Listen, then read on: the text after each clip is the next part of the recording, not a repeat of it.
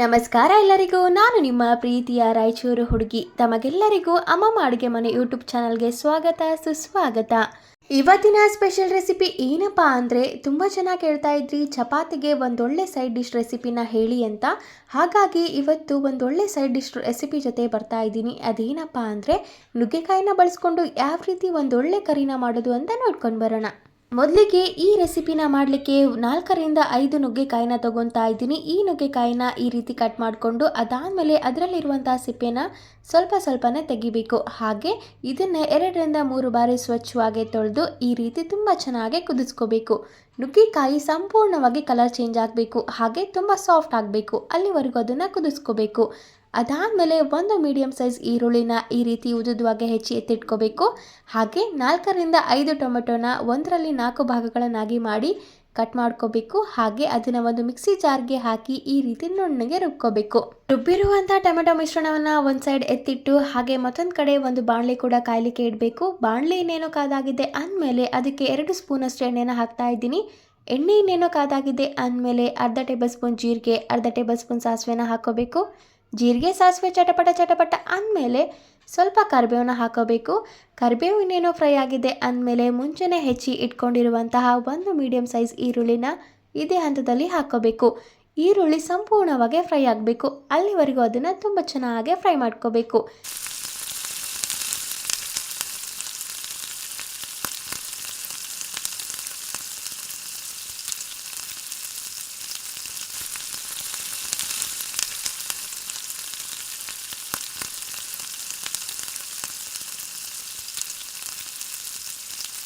ಈರುಳ್ಳಿ ಏನೇನೋ ಸ್ವಲ್ಪ ಮಟ್ಟಿಗೆ ಫ್ರೈ ಆಗಲಿಕ್ಕೆ ಸ್ಟಾರ್ಟ್ ಆಗ್ತಿದೆ ಅನ್ನುವಾಗಲೇ 1 ಟೇಬಲ್ ಸ್ಪೂನಷ್ಟು ಶುಂಠಿ ಬೆಳ್ಳುಳ್ಳಿ ಪೇಸ್ಟ್ನ ಹಾಕ್ಕೊಂಡು ತುಂಬ ಚೆನ್ನಾಗಿ ಹುರ್ಕೋಬೇಕು. ಶುಂಠಿ ಬೆಳ್ಳುಳ್ಳಿ ಪೇಸ್ಟ್ ಸಂಪೂರ್ಣವಾಗಿ ಹಸಿ ವಾಸನೆ ಹೋಗಬೇಕು, ಅಲ್ಲಿವರೆಗೂ ಅದನ್ನು ತುಂಬ ಚೆನ್ನಾಗಿ ಫ್ರೈ ಮಾಡ್ಕೋಬೇಕಾಗುತ್ತೆ. ನೋಡಿ ಯಾವ ರೀತಿ ಫ್ರೈ ಮಾಡ್ಕೊತಾ ಇದ್ದೀವಿ ಅಂತ. ಎಷ್ಟು ಚೆನ್ನಾಗಿ ಫ್ರೈ ಮಾಡ್ತೀವೋ ಅಷ್ಟು ಟೇಸ್ಟಿಯಾಗಿ ಗ್ರೇವಿ ಬರುತ್ತೆ. ಹಾಗೆ ಇದೇ ಹಂತದಲ್ಲಿ ರುಚಿಗೆ ತಕ್ಕಷ್ಟು ಉಪ್ಪನ್ನು ಕೂಡ ಹಾಕ್ತಾ ಇದ್ದೀನಿ.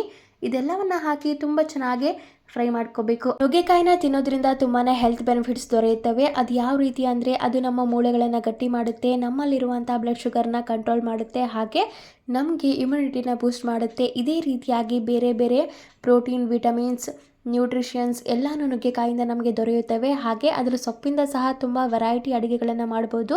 ಅದು ಯಾವ ರೀತಿ ಮಾಡಬೇಕು ಅಂತ ನೆಕ್ಸ್ಟ್ ವಿಡಿಯೋದಲ್ಲಿ ನಾನು ಶೇರ್ ಮಾಡ್ಕೊತೀನಿ.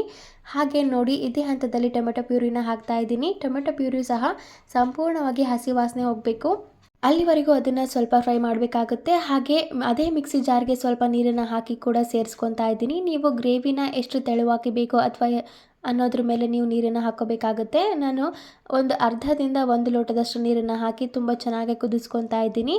ನೋಡಿ ಎಷ್ಟು ಚೆನ್ನಾಗಿ ಗ್ರೇವಿ ಕುದೀತಾ ಇದೆ ಅಂತ. ಹಾಗೆ ಇದೇ ಹಂತದಲ್ಲಿ 1 ಚಿಟಿಕೆಯಷ್ಟು ಅರಿಶಿನ ಕೂಡ ಹಾಕ್ತಾ ಇದ್ದೀನಿ. ಅರಿಶಿನವನ್ನು ಹಾಕಿದ ಮೇಲೆ 2ರಿಂದ 3 ಟೇಬಲ್ ಸ್ಪೂನಷ್ಟು ಅಚ್ಚ ಪುಡಿನ ಹಾಕೋಬೇಕು.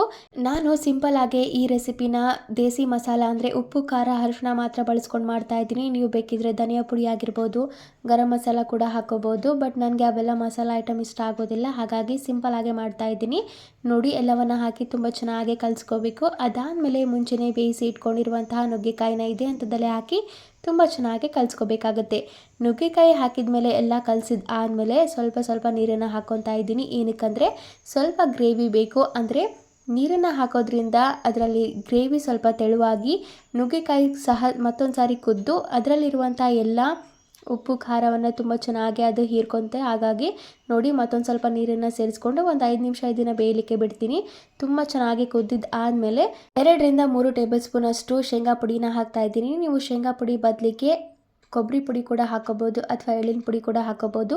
ಇದು ಏನಕ್ಕಂದರೆ ಗ್ರೇವಿ ಸ್ವಲ್ಪ ಥಿಕ್ನೆಸ್ ಬರಲಿಕ್ಕೆ, ಹಾಗೆ ತುಂಬ ಅಂದರೆ ತುಂಬ ಟೇಸ್ಟ್ ಕೊಡುತ್ತೆ. ನಾವು ಪ್ರತಿಯೊಂದು ಅಡುಗೆಗೂ ಸಹ ಶೇಂಗಾ ಪುಡಿನ ಹಾಕ್ತೀವಿ, ಅಂದರೆ ಪಲ್ಯದ ಐಟಮ್ಗೆ ಅಥವಾ ಈ ರೀತಿ ಗ್ರೇವಿ ಐಟಮ್ಗೆ. ನಮ್ಮ ಕಡೆ ಅದು ಹಾಕದೆ ಅಡುಗೆನೇ ಆಗೋದಿಲ್ಲ. ನೋಡಿ ಇದೆಲ್ಲನ ಹಾಕಿ ಒಂದು 5 ನಿಮಿಷ ತುಂಬ ಚೆನ್ನಾಗಿ ಬೇಯಿಸ್ಕೋಬೇಕು. ಅದಾದಮೇಲೆ ಫ್ಲೇಮ್ನ ಆಫ್ ಮಾಡಬೇಕು. ಅದಾದಮೇಲೆ ನೀವು ಒಂದು 5ರಿಂದ 10 ನಿಮಿಷ ಇದನ್ನು ಮುಚ್ಚಿ ಅಷ್ಟೇ ಬಿಟ್ಟರೆ ಸಂಪೂರ್ಣವಾಗಿ ಗ್ರೇವಿ ಗಟ್ಟಿ ಆಗುತ್ತೆ, ಅಂದರೆ ತುಂಬ ಸಖತ್ತಾಗಿ ಬರುತ್ತೆ.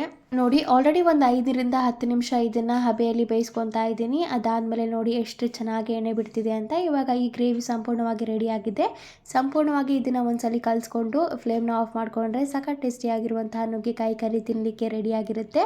ಸೊ ಇದಾಗಿತ್ತು ಇವತ್ತಿನ ಸ್ಪೆಷಲ್ ಹಾಗೂ ಆರೋಗ್ಯಕರವಾದ ನುಗ್ಗೆಕಾಯಿ ಕರಿ ಅಥವಾ ನುಗ್ಗೆಕಾಯಿ ಗ್ರೇವಿ ಅಂತಲೇ ಹೇಳ್ಬೋದು. ಇದು ಚಪಾತಿಗಾಗಿರ್ಬೋದು, ಅನ್ನಕ್ಕಾಗಿರ್ಬೋದು, ರೊಟ್ಟಿಗಾಗಿರ್ಬೋದು ಎಲ್ಲದಕ್ಕೂ ಒಳ್ಳೆ ಕಾಂಬಿನೇಷನ್. ಒಮ್ಮೆ ಟ್ರೈ ಮಾಡಿ. ಹಾಗೆ ಅಮ್ಮಮ್ಮ ಅಡುಗೆ ಮನೆ ಯೂಟ್ಯೂಬ್ ಚಾನಲನ್ನು ಲೈಕ್ ಮಾಡಿ, ಶೇರ್ ಮಾಡಿ, ಕಮೆಂಟ್ ಮಾಡಿ. ಹಾಗೆ ಅಮ್ಮಮ್ಮ ಅಡುಗೆ ಮನೆ ಯೂಟ್ಯೂಬ್ ಚಾನಲನ್ನು ಸಬ್ಸ್ಕ್ರೈಬ್ ಮಾಡಿ.